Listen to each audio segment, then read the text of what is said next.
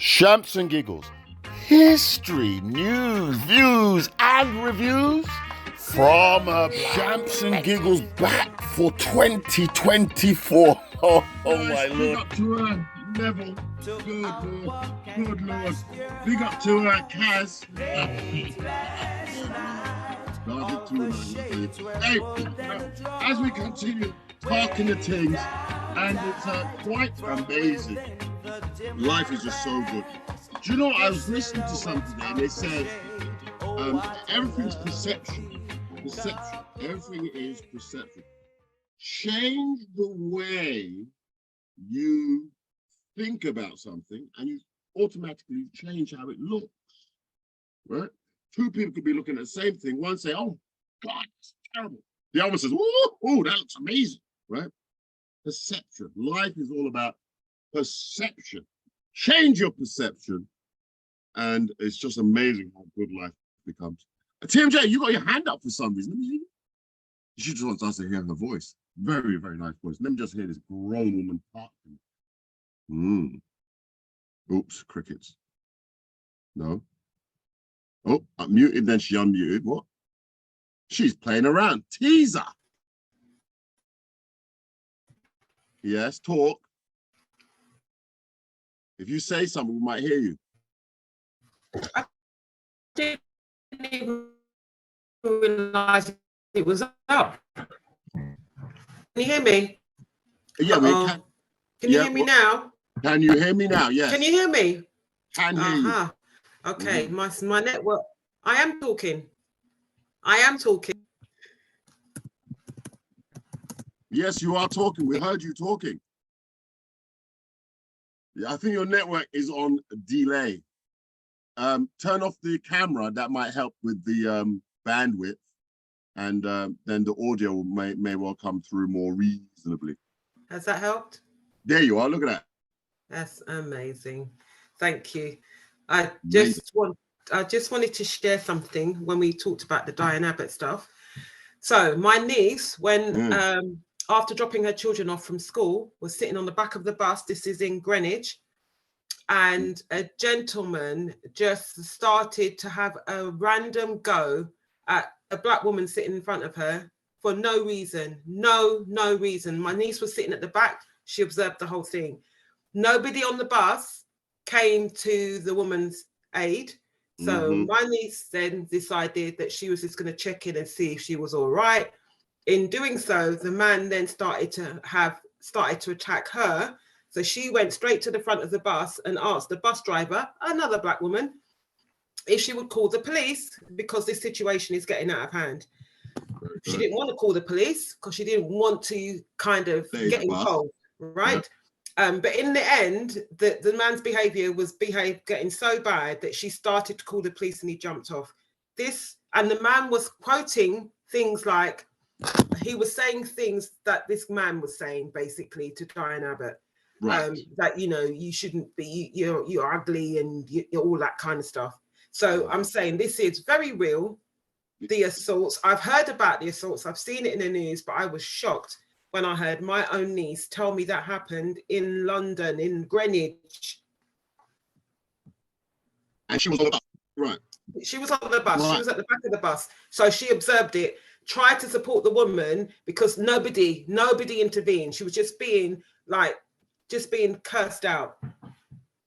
You know, and I'm thankful for bringing that point to light because this is because he said it, Hester, and he's a multi-millionaire, Don's conservative.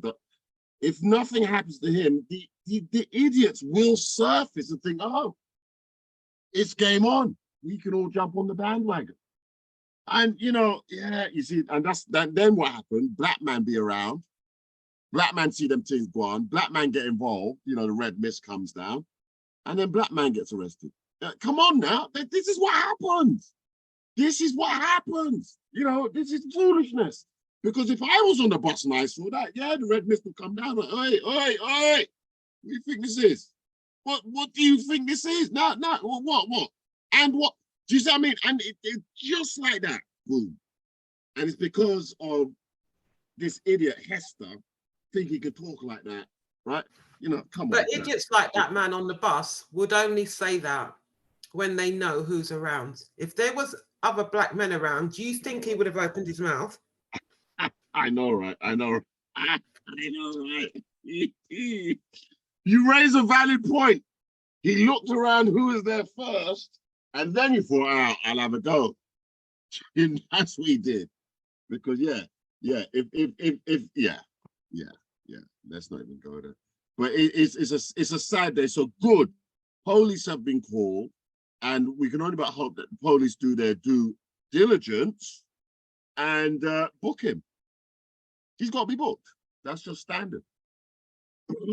Now, as we move on, lots to talk about, but breaking news. Is it time, Keith? What do you think? Breaking news. Breaking news. Kate. I don't know her last name, by the way. Well, it was Middleton. Middleton. Oh, it's Windsor now, isn't it? Windsor, but it was Middleton, but it's Oh, Windsor. it will be Windsor. Okay. Yeah. Has cancer. Or no, I might not have said it. She had an operation in January or whenever, beginning of the year, and there's a suspicion of cancer, and so she is undertaking preventative chemotherapy. No, Joe. Oh, she had an operation in January. They told her it was non-cancerous. right. And after biopsy, they found cancer. So now she's got to have preventative chemo so that whatever cells don't spread through the body. Right. Now, it's interesting you say that. Let's just hear a few words from Kate as she talks to things.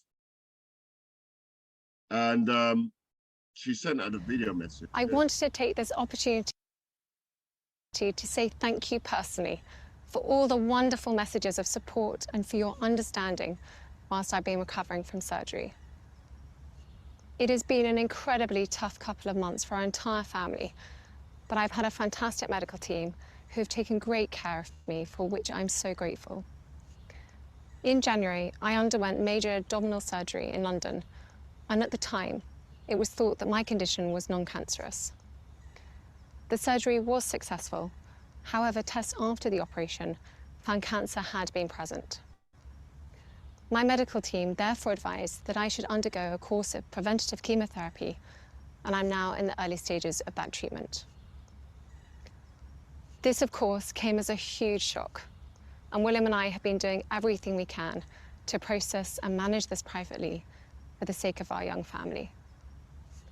As you can imagine, this has taken time. It has taken me time to recover from major surgery in order to start my treatment. But most importantly, it has taken us time to explain everything to George, Charlotte, and Louis in a way that's appropriate for them and to reassure them that I'm going to be okay. As I've said to them, I am well and getting stronger every day by focusing on the things that will help me heal in my mind, body, and spirits. Having William by my side is a great source of comfort and reassurance too, as is the love, support, and kindness that has been shown by so many of you. It means so much to us both. We hope that you'll understand that as a family, we now need some time, space, and privacy while I complete my treatment. My work has always brought me a deep sense of joy, and I look forward to being back when I'm able. But for now, I must focus on making a full recovery. At this time, I'm also thinking of all those whose lives have been affected by cancer. For everyone facing this disease, in whatever form, please do not lose faith or hope. You are not alone. There you have it, guys. And that is that was the news today. Kate has cancer. Very, very, very sad news. And I to miss my friend them the hospital to be fair. But if you got to go to hospital and get yourself checked out. But I think, I mean, years ago, they used to say cancer is in everyone. And I think the technology that they have now is able to detect that cancer. And so mean, you could have cancer, just live a normal life, and it doesn't become anything more. Am I wrong? I mean, correct me if I'm wrong, please. It doesn't become anything more. It just dormant, never active, and you know. But with the technology now, it can see all forms of cancer, so that automatically they're scared. I mean, correct me if I'm wrong. You know, Spice, type the things.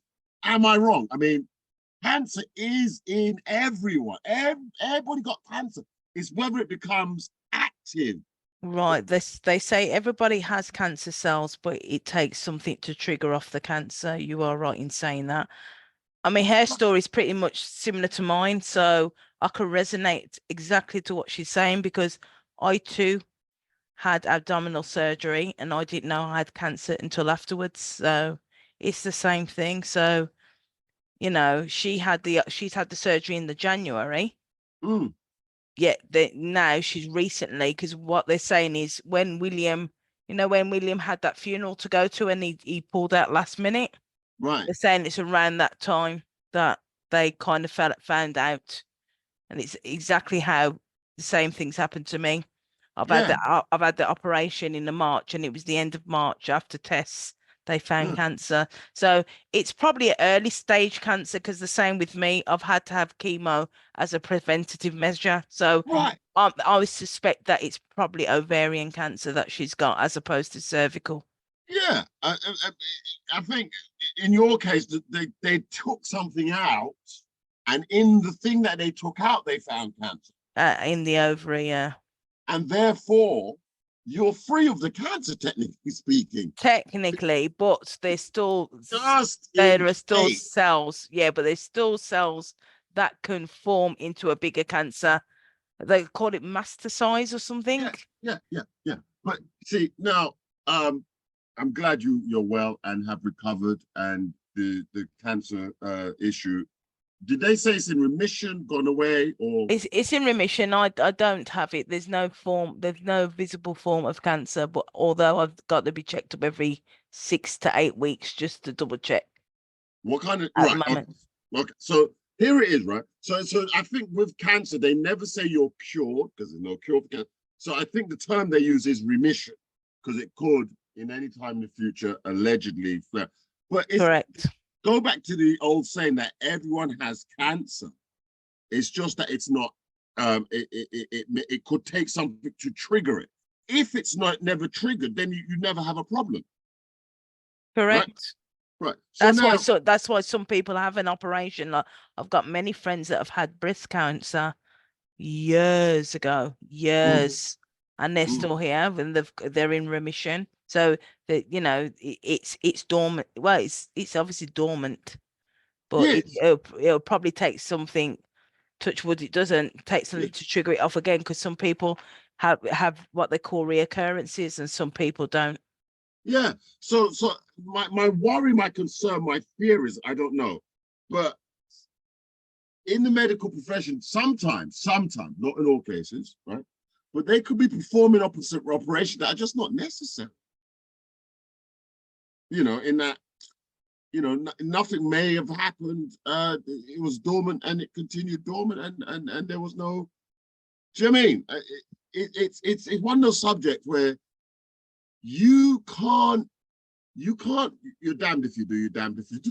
To be fair, and you're listening to the medical professionals as what technically, quote unquote, you